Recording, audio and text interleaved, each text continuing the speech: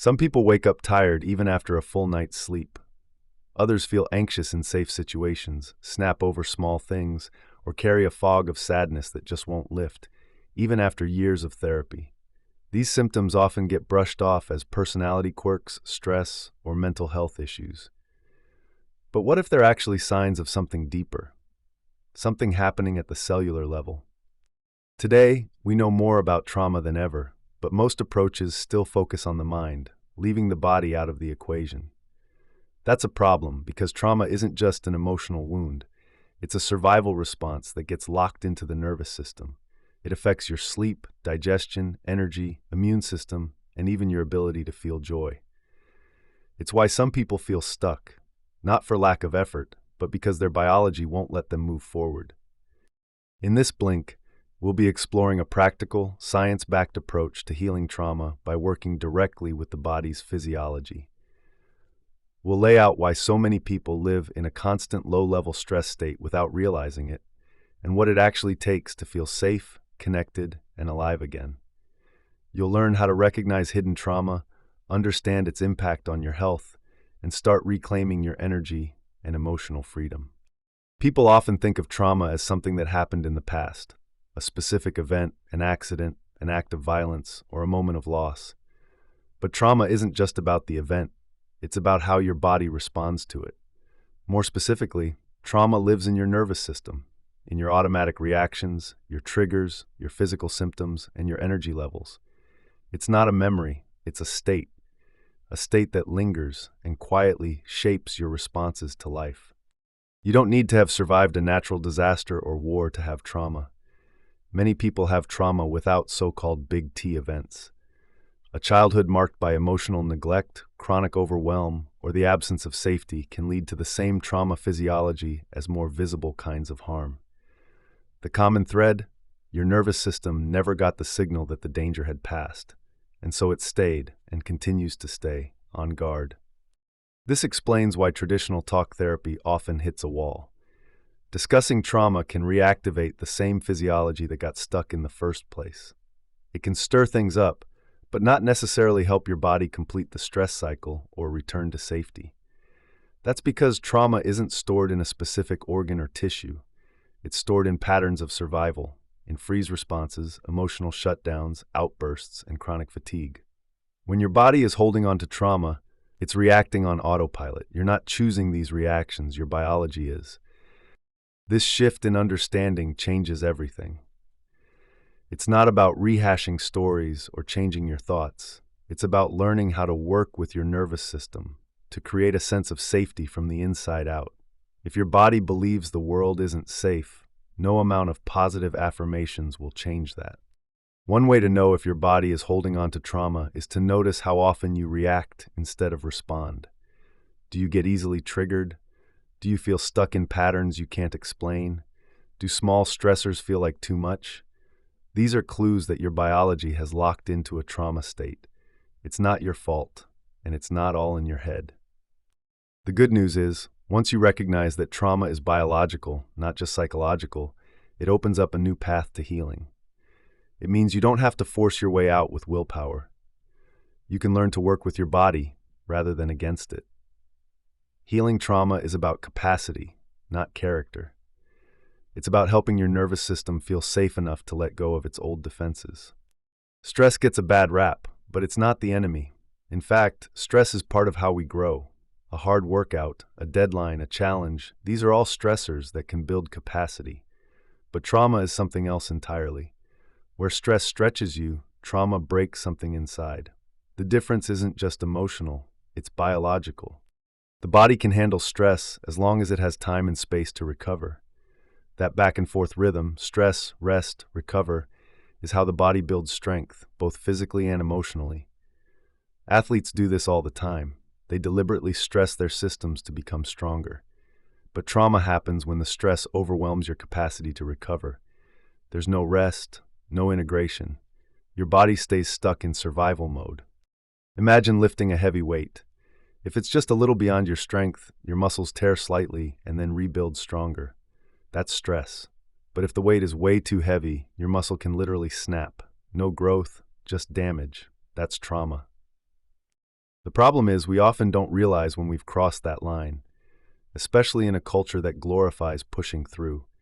We keep telling ourselves to be more productive, more resilient, more available, but when the body says enough, it doesn't send a polite email. It sends fatigue, it sends anxiety, it sends autoimmune flares, chronic pain, brain fog.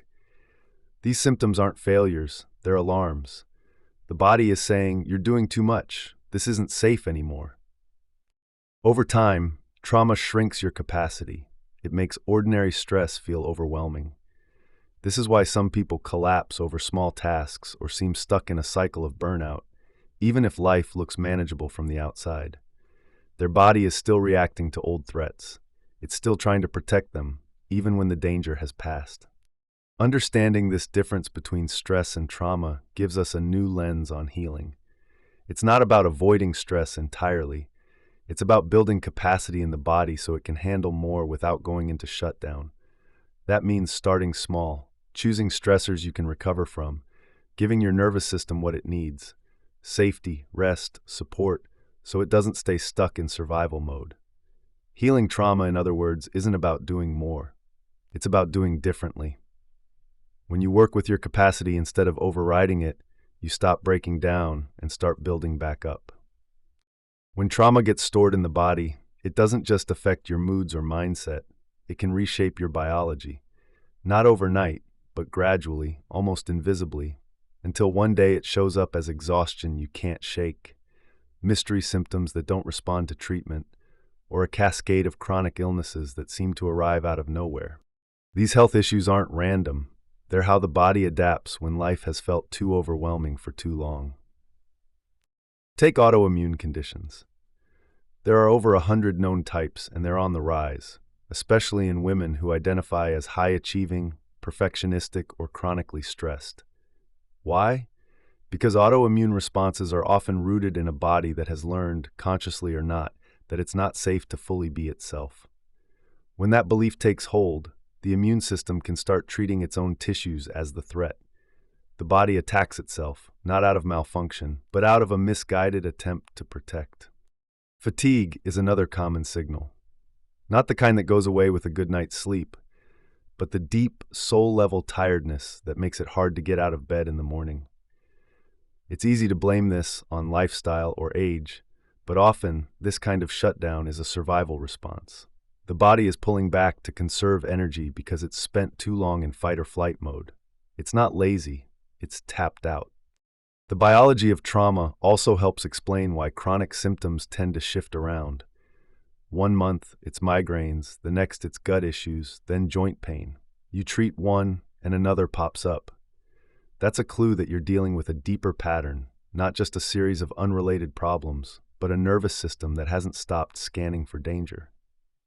And yes, trauma can be the root even when there's a clear physical trigger, like an infection, toxin, or hormone imbalance.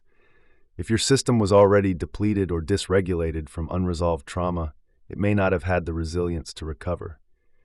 In that case, the trigger wasn't the cause, just the tipping point. This doesn't mean symptoms are all in your head. Quite the opposite. They're real, measurable, and deeply felt. But the root cause may not be where you expect.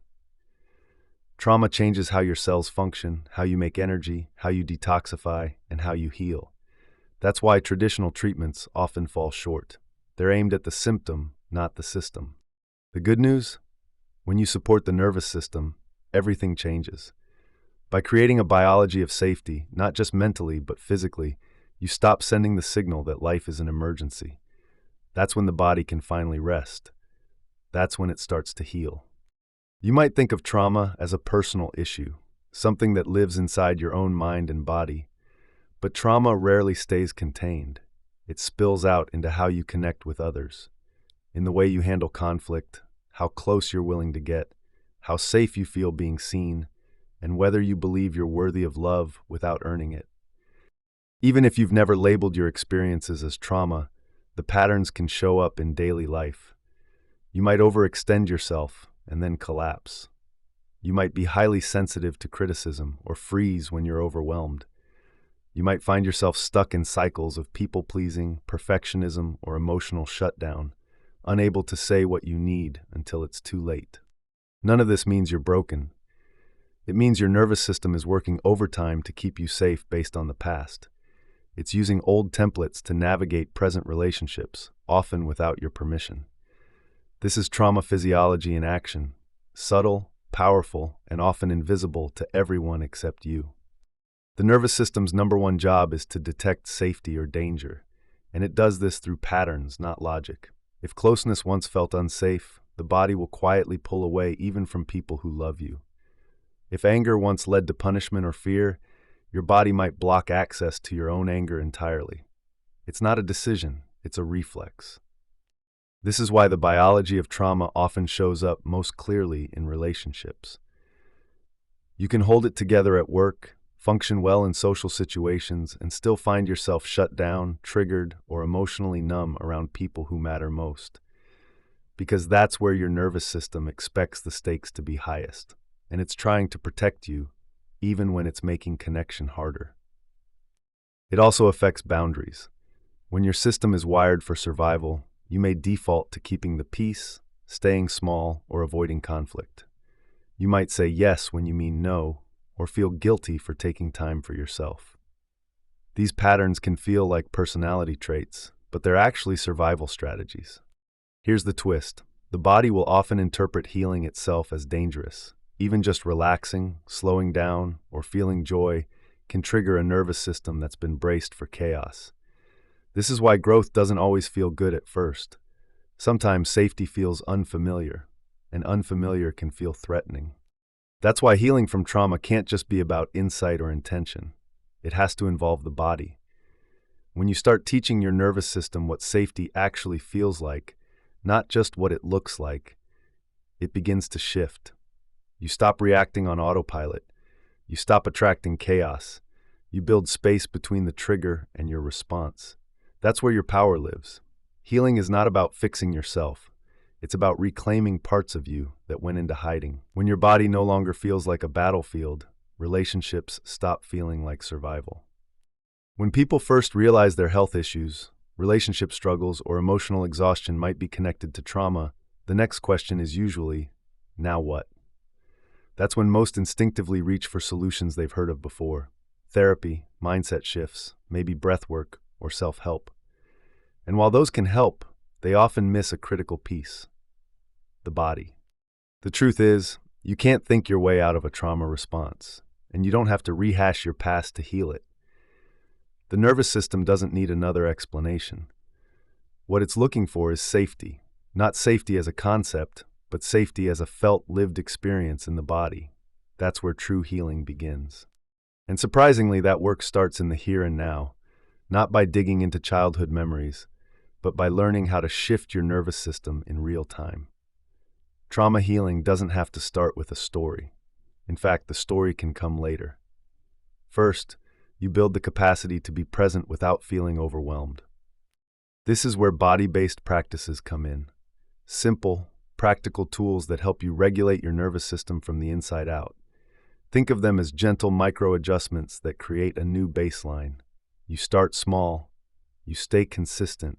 You don't flood your system. You learn how to recognize when you're sliding into shutdown, when you're stuck in high alert, and how to bring yourself back to a state of calm. You do this without needing someone else to do it for you.